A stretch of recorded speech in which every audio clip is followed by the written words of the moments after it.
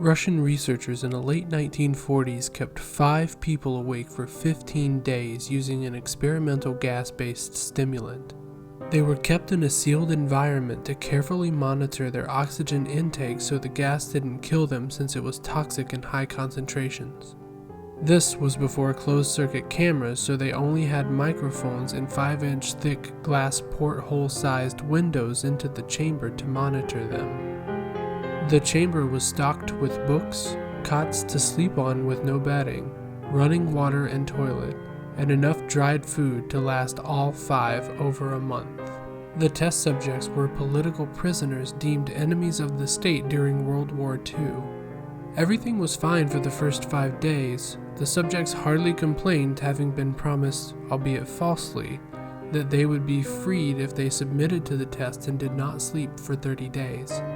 Their conversations and activities were monitored, and it was noted that they continued to talk about increasingly traumatic incidents in their past, and the general tone of the conversations took a darker aspect after the 4-day mark. After 5 days, they started to complain about the circumstances and events that led them to where they were and started to demonstrate severe paranoia. They stopped talking to each other and began alternately whispering to the microphones in one-way mirrored portholes.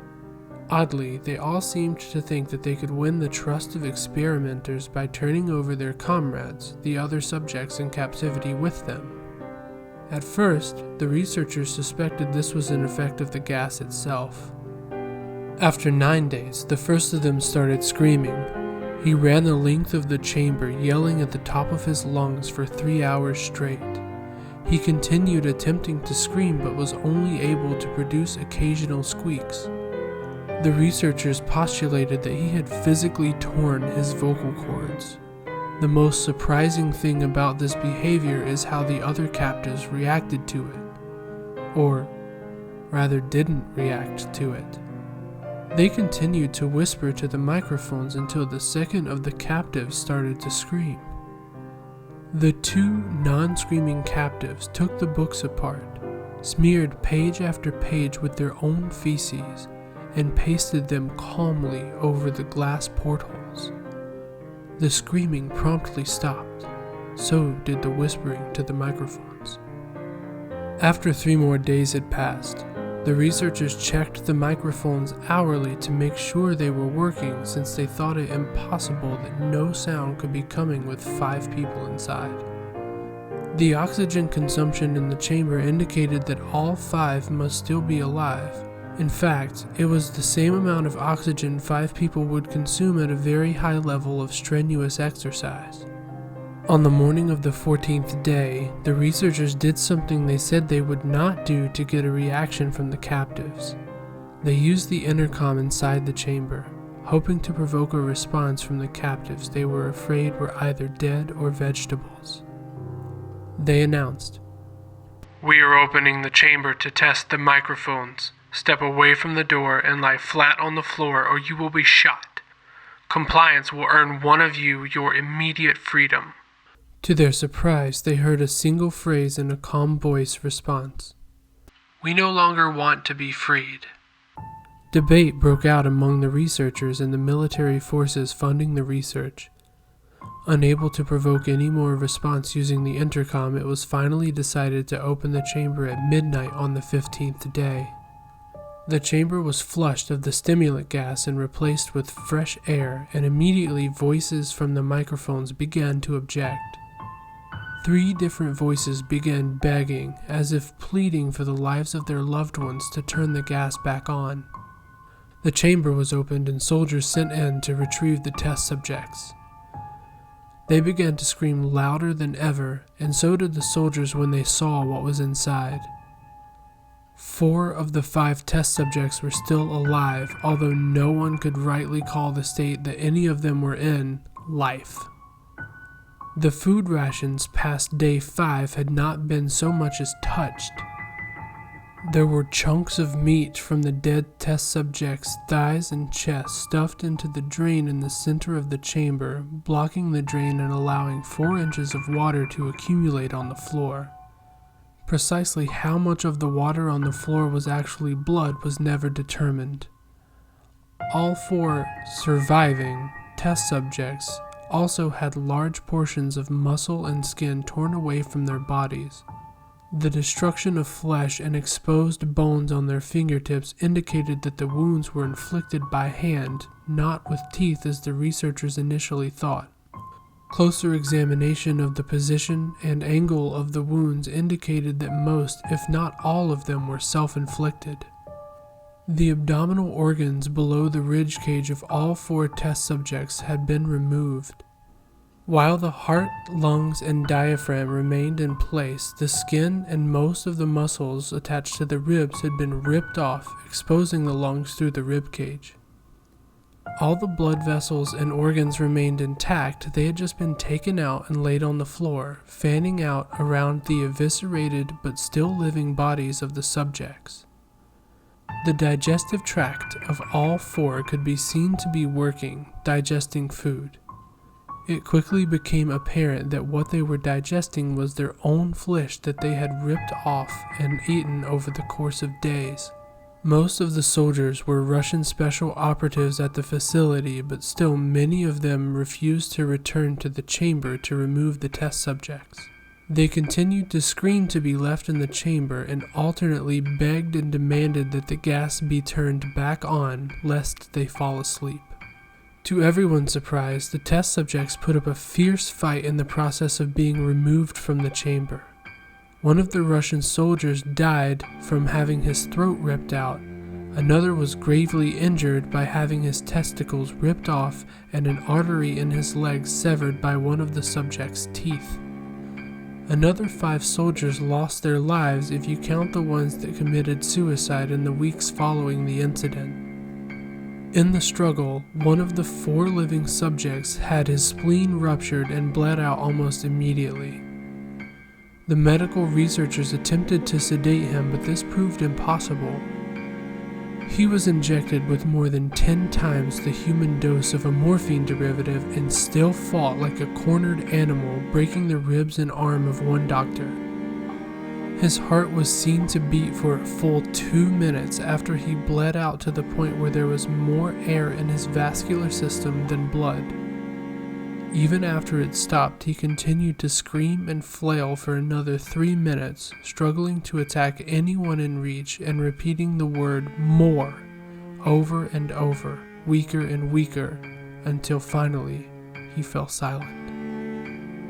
The surviving 3 test subjects were heavily restrained and moved to a medical facility, the 2 with intact vocal cords continuously begging for the gas, demanding to be kept awake.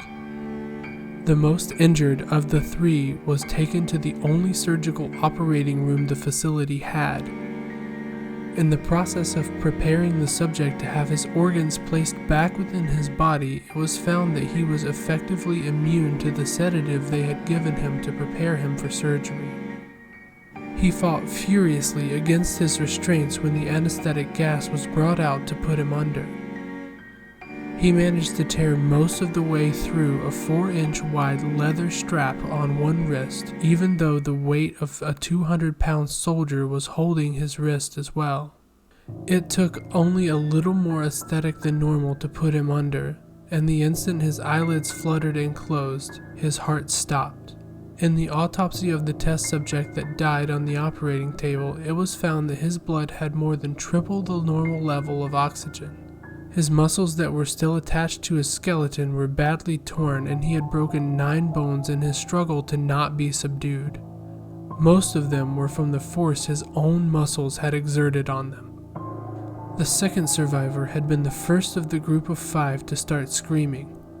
As his vocal cords were destroyed, he was unable to beg or object to surgery, and he only reacted by shaking his head violently in disapproval when the anesthetic gas was brought near him. He shook his head yes when someone suggested, reluctantly, that they try the surgery without anesthetic, and he did not react for the entire 6-hour procedure of replacing his abdominal organs and attempting to cover them with what remained of his skin. The presiding surgeon stated repeatedly that it shouldn't be medically possible for the subject to still be alive. One terrified nurse assisting the surgery stated that she had seen the patient's mouth curl into a smile several times whenever his eyes met hers. When the surgery ended, the subject looked at the surgeon and began to wheeze loudly, attempting to talk while struggling. Assuming that it must be something of drastic importance, the surgeon had a pen and pad fetched so the patient could write his message. It was simple: keep cutting. The other 2 test subjects were given the same surgery, both without anesthetic as well. The surgeon found it impossible to perform the operation while the patients laughed continuously, so they had to be injected with a paralytic agent for the duration of the operation. Once paralyzed, the subjects could only follow the attending researchers with their eyes. The paralytic cleared their system in an abnormally short period of time, and they were soon trying to escape their bonds. The moment they could speak, they were again asking for the stimulant gas. The researchers tried asking why they had injured themselves, why they had ripped out their own guts, and why they wanted to be given the gas again. Only one response was given: I must remain awake. All 3 subjects' restraints were reinforced and they were placed back into the chamber awaiting determination as to what should be done with them. The researchers, facing the wrath of their military benefactors for having failed the stated goals of their project, considered euthanizing the surviving subjects. The commanding officer, an ex-KGB, instead saw potential and wanted to see what would happen if they were put back on the gas. The researchers strongly objected, but in the end were overruled. In preparation for being sealed in the chamber again, the subjects were connected to an EEG monitor and had their restraints padded for long-term confinement. To everyone's surprise, all 3 stopped struggling the moment it was let slip that they were going to be put back on the gas. It was obvious at this point that all 3 were putting up a great struggle to stay awake. One of the subjects that could speak was humming loudly and continuously. The mute subject was straining his legs against the leather bonds with all his might, first left, then right, then left again, for something to focus on. The remaining subject was holding his head off his pillow and blinking rapidly. Having been the first to be wired to the EEG, most of the researchers were monitoring his brainwaves in surprise. They were normal most of the time, but sometimes flatlined inexplicably. It looked as if he were repeatedly suffering brain death before returning to normal. As they focused on the paper scrolling out the brainwave monitor, only one nurse saw his eyes slip shut at the same moment his head hit the pillow.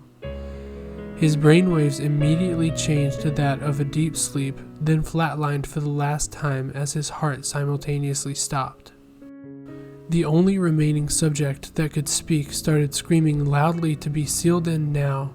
His brainwaves showed the same flat lines as the one who had just died from falling asleep.